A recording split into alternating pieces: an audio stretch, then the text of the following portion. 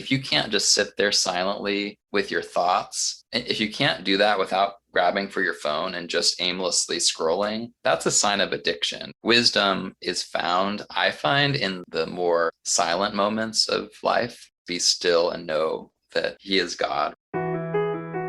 You are listening to the season finale of season 2 of If That Makes Sense, with more episodes coming this spring. I'm Tim, and on this episode, you'll hear regular co-host Mike and I talking with a special guest about our digital media diet. There's no doubt that today we're consuming more information and entertainment content than ever before. The digital media spread is laid out, and let's be honest, it's a veritable all-you-can-eat buffet. As Christians, we can't afford to approach this area uncritically. Today we'll be looking at our digital media intake and what wisdom brings to the table. And to help us do just that, we've invited special guest Brett McCracken. Brett is one of those authors that makes me say yes out loud whenever I'm reading him. I love this guy's brain. Brett writes articles extensively on all things arts and culture, which he does over at the online publication, The Gospel Coalition, where he serves as a senior editor and as director of communications. Brett is the author of books like Uncomfortable, The Awkward and Essential Challenge of Christian Community, Hipster Christianity, When Church and Cool Collide, and most relevant to today's conversation, The Wisdom Pyramid, Feeding Your Soul in a Post-Truth World. Let's listen in on our conversation with Brett McCracken. Brett, thank you so much for joining us. Like I said, it's really super exciting to have you here. Really exciting to have you on the podcast. Mike gets the credit for this happening. At the beginning of planning out our second season of If That Makes Sense, Mike said, I just finished this book called The Wisdom Pyramid, and one, you should read it, and two, we should talk to this guy. As I read the book, I was getting more and more excited for this conversation because I was realizing, wow, this book really answers everything I hope we can talk about, and so much more. So thank you so much for being willing to participate with us here on the podcast today. Yeah, thank you so much for having me. So even though we're not exactly doing, a book review of the Wisdom Pyramid, like I mentioned, that's going to come into play so much with what we are talking about today as we look at the digital media environment that we live in. We're absorbing stories at a greater rate than we ever have before, where we have more stories to choose from than ever before, and in so many different fashions. We can get them in our ears while we're washing dishes, driving the car. We can get them before our eyes every night on Netflix, Hulu, and the rest. It's everywhere, specifically the digital media. And like I said, the Wisdom Pyramid comes into play with all of that. So if you wouldn't mind at the outset here, could you just give us a brief description of what the Wisdom Pyramid is? Yeah, sure. So the Wisdom Pyramid is the subtitle of the book is Feeding Your Soul in a Post-Truth World. So the kind of metaphor that the book is building on is kind of like, just like physical eating constitutes our health for good or for ill. Your diet of physical food will make you either physically healthy or physically sick, depending on kind of the makeup of your food diet. I'm arguing in the Wisdom Pyramid that the same concept is true with the state of our soul, our spiritual health, our wisdom. It depends in large part on our intakes of ideas and media and kind of information. So in the same way that we need to pay attention to what we're eating physically, if we want to be physically healthy, we need to pay attention to what we are taking in terms of the ideas and the knowledge and the voices out there. Because a lot of us, if we're honest, have very imbalanced diets these days of media, and it's making us sick and it's making us spiritually unhealthy and unwise. So the Wisdom Pyramid, I'm literally like ripping off the food pyramid, the visual aid of that, and basically creating a suggested kind of balanced diet of kind of knowledge groups instead of food groups that might be conducive to wisdom and spiritual health. I love that you're using the good old-fashioned pyramid model there too, the one that you can actually tell how things are broken up because it's aligned in a way that the human eye can see the difference. Yes. Like this new food pyramid strata thing that I don't think ever really caught on. Yeah. I think the glory days of the food pyramid were like in the 90s or something when I was like a kid. Yeah. Back when gluten was allowed to be the basis of our Right. nutrition. I don't think the bread group is the foundation anymore. Back in the day it was. So with digital media, and the cover of your book shows this in a way that is really eye-catching. It's just an illustration of the wisdom pyramid. Hmm. And I know you've gotten a lot of feedback on how helpful just that image is. A Hmm. little cell phone right at the top there, the pyramid. I feel like Yeah. a lot of our conversation today, maybe not all of it, but a lot of it is focusing on that cap of the pyramid. Yeah. That's where we get our digital content. What's a phone, literally, or just digital content in general? So, the first question I'd be looking to pose to you Hmm. today is, how can we tell when we've got an unhealthy amount of digital media going on in our Hmm. mental diet? Hmm. I put the internet and social media in the very top of the pyramid, meaning the least valuable for your wisdom, the most potentially hazardous. So just like in the food pyramid, the top of the pyramid was like fats, oils, and sweets, and and kind of the guidance is use it sparingly. That's where I put the internet and social media. Like we need to use it sparingly, otherwise we are going to become sick. Just like you become sick if you only eat, cookies and cake and ice cream, as the foundation of your diet. And I think when most people look at the graphic of the wisdom pyramid, like their kind of gut reaction when they see it is like, oh man, I've actually flipped this. Like the internet and social media actually, if I'm honest, it kind of occupies the foundation of my diet. It's the place that I look most of the time, all day. That's where I get my sources, that's where I get my content. And I'm trying to argue that that is the recipe for unhealth. That is a recipe for foolishness, because we're basically building our diet on junk food, and not that there's never anything nutritious on the internet. I think there can be, but by and large, in my experience, so much of what we consume, on our phones when we're just like scrolling through it is just like it's the idea equivalent of a buffet of junk food or like fast Mm. food, right? But I think in terms of warning signs, like to your question, like how can we tell when our diet is out of whack, or when our intakes are causing us to be, potentially sick? One that I think about a lot is just kind of when you feel yourself perpetually anxious or perpetually angry, and you Wow. don't know why. Like there's nothing obvious around you in your physical home or your family or your local life that should be making you angry or anxious. And really the reason is because you're spending way too much time on social media, on the internet. You're reading about, things happening all over the world that are making you sad and angry and anxious. So I think if you pay attention to kind of the state of your mental health, and there's kind of problems there, whether it's anxiety or just anger, you just find yourself raging against everyone all the time. The littlest thing will make you mad.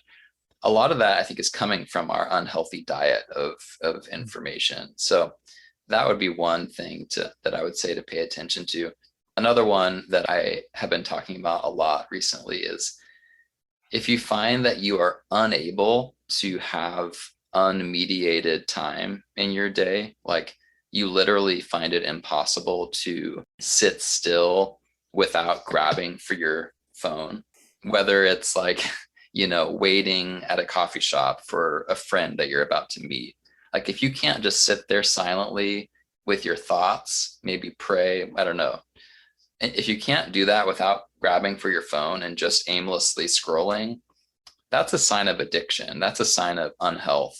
It's a sign that you've been conditioned to fill every open space in your life with internet content and with smartphone, distractions. So I find that in my own life, if I'm honest, like that's a real warning sign that I'm often struggling with.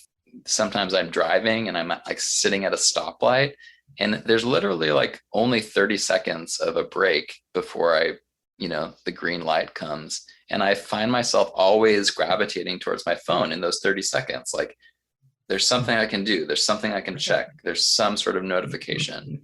And I just think that's like a really scary thing. Like if we can't like divest ourselves of our devices even for 30 seconds, that's a sign of addiction and unhealth. So those are just a couple kind of warning signs I would raise. And what's so hard about it for us is that the symptoms you're mentioning are praised as qualities to embody by a lot of times the forces pushing us to these devices. So outrage, perpetual outrage, is seen as a virtue nowadays. Yeah. And this idea of this warped idea, I'll say a very warped concept of productivity is also, I mean, like the hustle is always being boosted to us at every corner, everywhere we look. That's what it means to be a really productive person, is you're always doing something, you're always learning something. Right. Optimize every moment of your day, right? Whether you're listening to a podcast as you drive, or listening to an audiobook as you're going for a jog. Yeah, I think you're right. There's this positive value of productivity and efficiency that I think especially Christians, like the whole Protestant work ethic thing, like I feel like we can be especially tempted to that. But as it relates to technology and just the digital devices that we have at our disposal, I really think it's a problematic tendency to want to like fill every single moment of our lives with some sort of thing on our device. Like wisdom is found, I find, in the more silent moments of life, when we actually create space to reflect and just think and just kind of connect the dots a little bit and let our brains rest and let our souls kind of be still. It's the whole verse, be still and know that he is God, right? Like just we're not still enough in our digital distracted age to just be present with God and to be aware of who he is. And I think that's the beginning of wisdom, right? To be able to be close to God and to really listen to his voice. And that we can get into some of that with the bottom levels of the wisdom pyramid, which I'm arguing are where we should be spending more of our time. But we can't do that if we're, plugged in 24/7. This is kind of an offshoot to that question. What would you say to the Christian who's optimizing their time every moment with their device, but they're doing it in a Christian way? I mean, yeah, I'm pulling out my phone every 30 seconds, but I'm checking the Gospel Coalition, or I'm looking at if Family Life has dropped any new podcasts, or I'm scrolling Facebook, but I'm mainly looking for those verse posts with the nice, pretty pictures and things. Right. Is there, to what extent does the medium we're accessing and the way it makes our brain works compromised or redeemed by the content we are accessing? Yeah, that's a great question. And, people have asked me similar questions because I work for the Gospel Coalition and I spend my life creating content, that people are pulling up on their phones, to enjoy. So of course, I believe there's a place for that. And I guess I would say, like, if you're going to spend any time on your devices or your phone, like using that time for edifying content that hopefully is more in the nutritious category than the junk food category. Like, yeah, I would definitely like argue that that's a better use of your time online. But at the same time, I do think that it's just as bad to be filling every moment of your life with good content as it is to be filling it with bad content, in the sense that you're still eliminating that important category of open space, of silence. Like that is unwise, like to kind of not have any space left in your life to just be still and know and reflect and be at rest, even if it means people are not reading every single good Gospel Coalition article, or they're missing out on some of the good Christian content that is available to us. And there's no shortage of great Christian content out there. But I do think it's better to forego some of that for the sake of carving out some space for reading the Bible without a device nearby, or spending time in prayer. going to church. Like all of those things are way better for your wisdom than pretty much any like Gospel Coalition article or podcast would be. So it's okay if you supplement your diet with some of that stuff, but anyone who would like basically make the entirety of their diet online content, even from a Christian website, that's not going to be a healthy thing for them.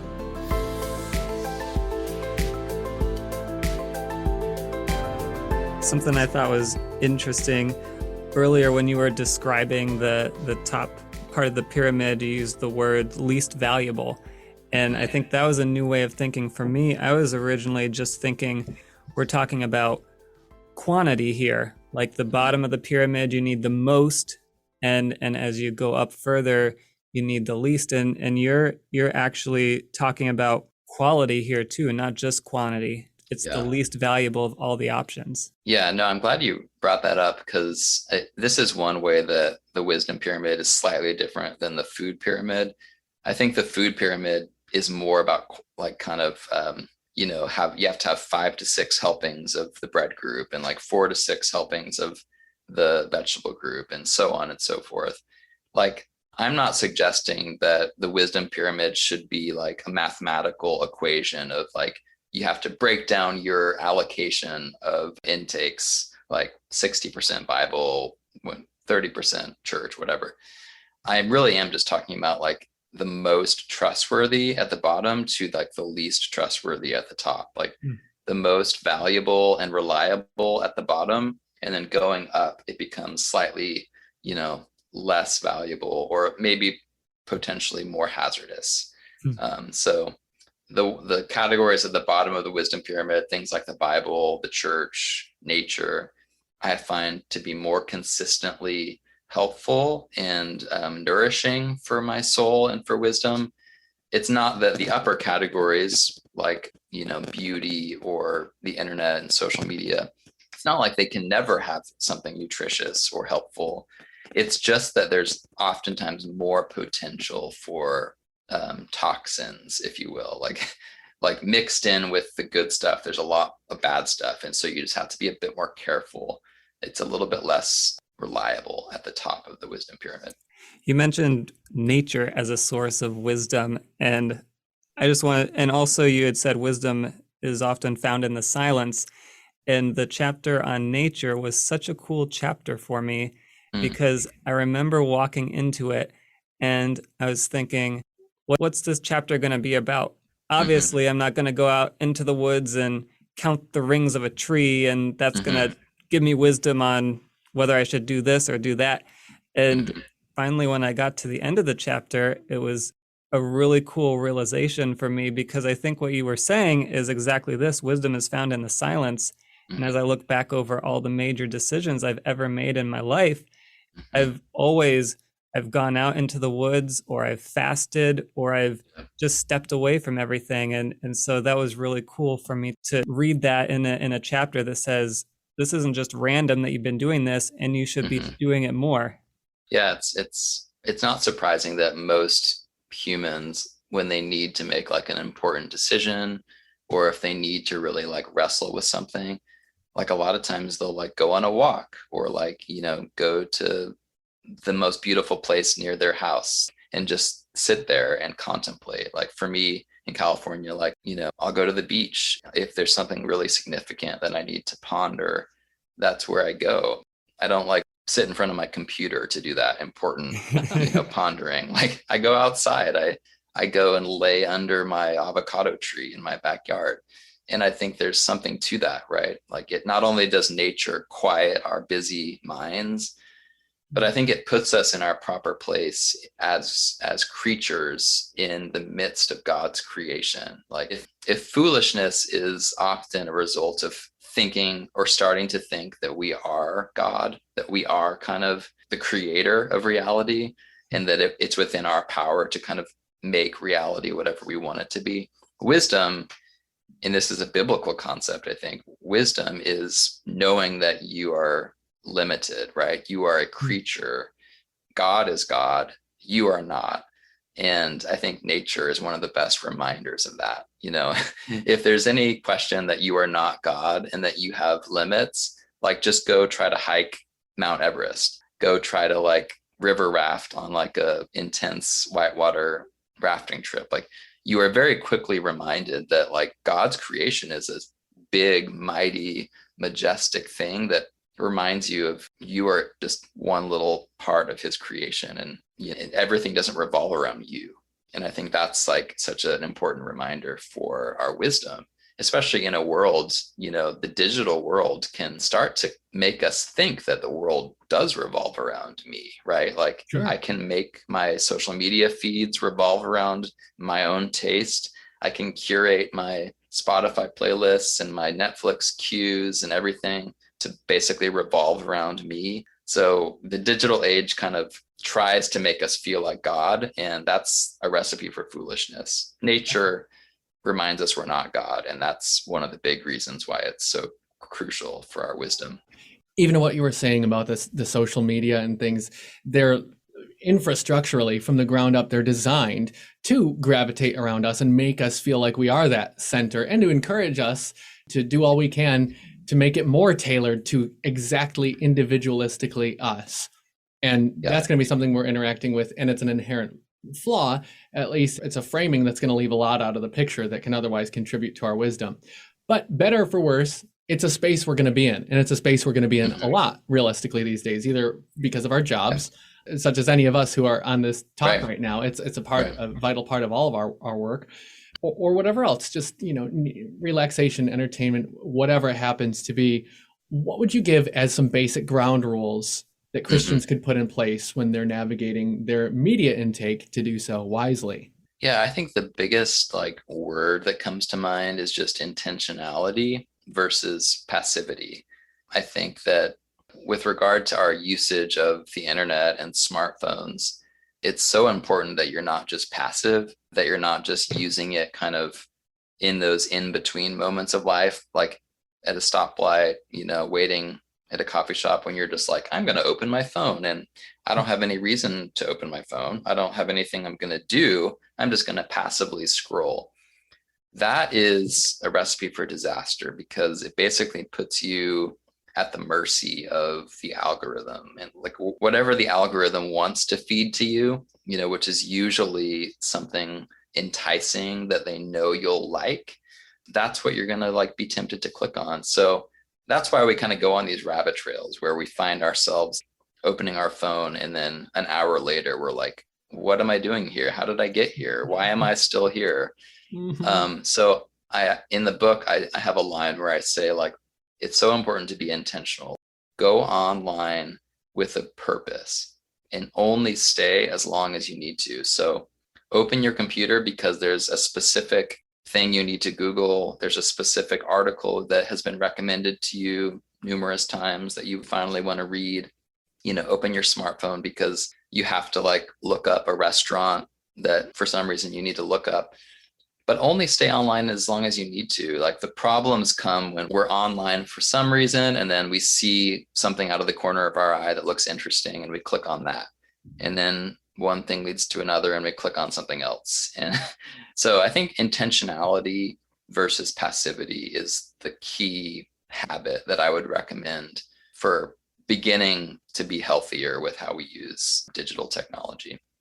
I think you said in the book, paraphrasing a little bit here, but that when you're online and you're not going somewhere, you'll go anywhere. And the anywheres of the internet are rarely a good place to go. Yeah, no, it's true. And I think we've all been there, right? Like there are some bad places on the internet that you can eventually wind yourself to. We will follow that meandering path if we are passive. Intentionality can look like a lot of things. It can look like allocated time, where you set a timer and you're like, I'm going to turn off my computer when my timer goes off, or I'm only going to check my email for a certain hour of the day. And then I'm going to turn off my computer and go read a book or go on a walk or read my Bible. I just think we have to be really intentional these days with kind of segmenting time and just focusing on the tasks at hand. Otherwise, we'll be so prone to wander, online. And that too, in a world where, again, that's a virtue. that the system discourages. Limiting Yeah. yourself. No, the algorithms hate intentionality. They they're banking on all of us like opening our phones with nothing in mind to do. So they're more than happy to fill our agenda for the day, with what they want to feed us. But if all of us kind of become intentional and say, no, I'm not going to be at the mercy of the algorithm. I'm only going to do the thing in my mind that I need to do. That will be a way for all of us to resist and rebel against the forces of Silicon Valley trying to commandeer our attention. I think you had talked in your book about sort of the lost art of digesting what you read and taking the time after you've read something. There's so much information. We just read. We never really take time to digest it and slow down. What's the value in the digestion period and the time of silence where you're just alone with your thoughts? Yeah, it's so important. And there's kind of a parallel with physical eating, right? Like for the same reason that like it's unhealthy to like eat super fast and then eat something else after that immediately, without letting the food digest, like that will make you sick. And the same is true, I think, of ideas and information.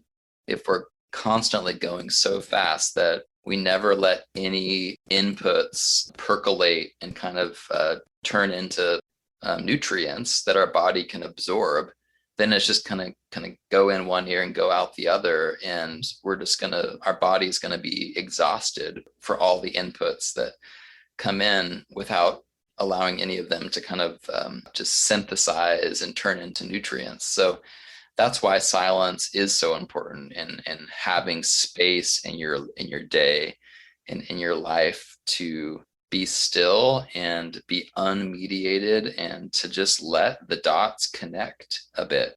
So for me, just to kind of paint the picture of what this looks like in my own life, I drive a fair amount in Southern California. That's just a way of life. You're in your car a lot. And so on any given day, I'm probably in my car for 30 to 60 minutes, taking my kids to childcare or whatever. And most people these days, I think, turn on a podcast when they're in the car or an audiobook. They're trying to optimize that time, with more content. And I've just made the personal decision to not have that. Like I let the car time be silent. Now, sometimes my little boys in the back seat in their car seats, will fill that time with other things. But when I'm alone in the car, it's kind of a sacred time for me because it's the only time in my day when I'm not in front of my computer. I don't have a device. There's no podcast. There's no input coming into my brain. And honestly, sometimes it's where I have my most fruitful thoughts. And when I can think about like articles that I'm working on, writing, or just ideas that I'm wrestling with. And I think all of us should try to find time in our days like that, where you can just habitually carve out space to let things become nutrients that you absorb rather than that just kind of go right through you. The other part of the conversation is the content itself. It can be easy to think as Christians that if it's going to be valuable in some way, if we're going to glean wisdom or cultivate our own wisdom from the content that we're taking in, it should be devotional content, or it should be explicitly Christian in some way. Mm-hmm. Of course, there's value to that. I don't think any of us would disregard that. But what kind of value, what ways can secular media, stories, music, movies, films, whatever, and of course, this is something you have a lot of experience with as a film critic and a culture reviewer. What kind of wisdom could we maybe seek to cultivate by our intake of those secular stories? And then maybe the other side of that is, how far can we let that go, and what should we not expect to be able to glean from those kind of works? That's a great question. Yeah. So the upper part of the wisdom pyramid is kind of what we're talking about. It's like books that may or may not be Christian, that could be secular, and then beauty. So works of art, movies, music, TV shows, not necessarily Christian. So they're on the wisdom pyramid for a reason. Like I honestly believe they can be good for our wisdom and in terms of helping us as Christians become wise. The fact that they're at the top is just because we have to be more careful, because they can also make us foolish if we're undiscerning and haphazard in the way we consume them. But yeah, I mean, I'm a big advocate for the idea of common grace, which is the idea that God, because he created mankind in his image, and even an atheist who doesn't acknowledge God is still created in the image of God and still carries that kind of ability to create beauty and to reveal truth, even if it's kind of done in a way that's not tied to faith or belief. So for that reason, I personally find so much truth and so much insight to be found when I'm watching a movie or a TV show that is made by secular people. But if it's made with a genuine honesty about the world and about humanity and about the beautiful world that we live in, then that can be edifying for Christians. So much of what art is about is simply taking the world and putting it under the microscope, right? You know, examining it closer. And in some cases, like literally taking a lens of a camera and zooming in on the world. And that activity for Christians, it can be an opportunity for worship, because anything that puts God's handiwork, his beautiful creation, under the microscope, for us, it can be something that we can learn more about the world God made. We can worship him because of it, because it's so beautiful and glorious. I mean, when I watch a movie or a documentary or just a really insightful TV show or something, like for me, it's an opportunity to praise God for just the beauty and the complexity and just the mystery of the world that he made. And to me, it leads me to more actively pursue God and to want to know him more by curiously exploring the world that he made. And the arts and media can help me do that at their best. You know, sometimes they can lead us to bad places, of course, and that gets to the second part of your question, which is like, what are the limits and the lines? And I think that for me, I would say, like, if it gets to the point where if it's clearly not leading you closer to God and it's not leading you to a place of worship, and instead it's leading you either away from faith or it's making you worship creation itself more than you worship God, like that's when it's a problem. You kind of idolize the culture itself rather than seeing it as an opportunity to praise God and learn about him. That's where we have to be careful with it, I think. In your chapter on books, you talk about reading books that challenge you, or even books that you disagree with most of the content in there. Mm-hmm. And I'm wondering if you could talk a little bit about the value of reading what you disagree with. And is it just limited to books or movies, media of all sorts? No, it's definitely not limited to books. I think that principle applies to everything, really, like movies, TV, whatever you're taking in. If it's created by humans, it's probably going to have some aspects that are wrong because humans are fallible. So, and that's true of a Christian book, a Christian movie, or a secular book. Like, we shouldn't, just because something is Christian doesn't mean we should like take everything in it hook, line, and sinker as gospel truth. Like, we need to be critical readers even of Christian works. So I'm really just advocating for the ability to cultivate a mind that can entertain thoughts without accepting them, right? Can listen to someone's argument, but not necessarily like assent to it in every case. So for me, there's nothing more exciting than to be able to like read a provocative, interesting book and recognize like, I don't agree with that. And I think they're wrong about that. But man, like they're right about this. And that's a really good point. And that's a really good insight that I'm gonna, take into my life and remember.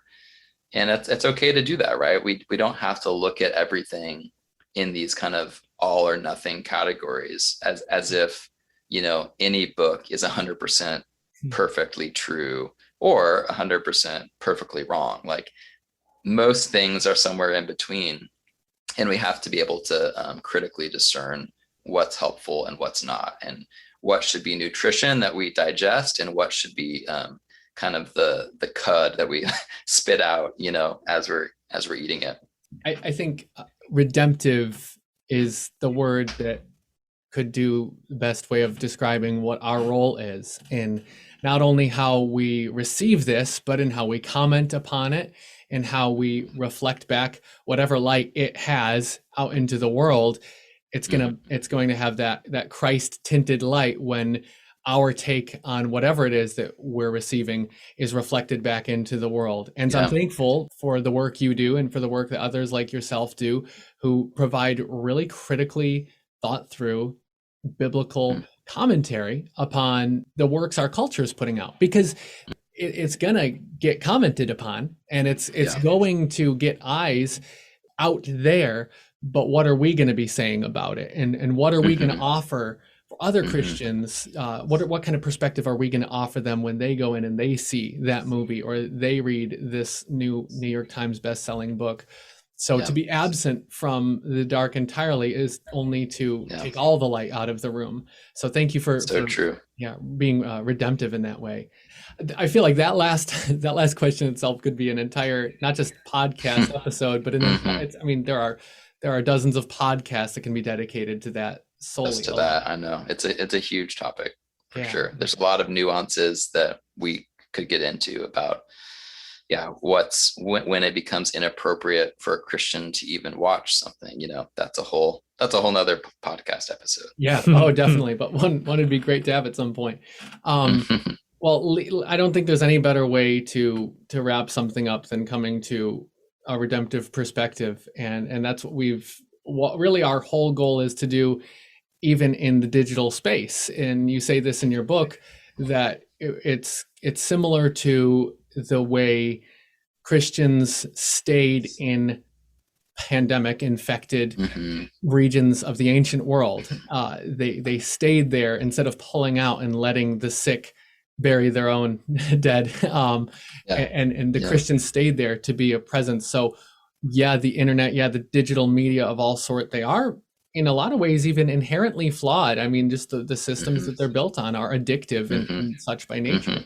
But if we pull out entirely from that scene, it just becomes a place for darkness. So staying there to have redemptive work, I mean, that's what we're called to do. And this is why I work, for the Gospel Coalition, which is a website. So even as I'm, writing books like the Wisdom Pyramid, which are largely about the dangers of the internet, I'm in practice in my life, I'm living on this idea that like Christians can't abandon the internet to be completely dark, right?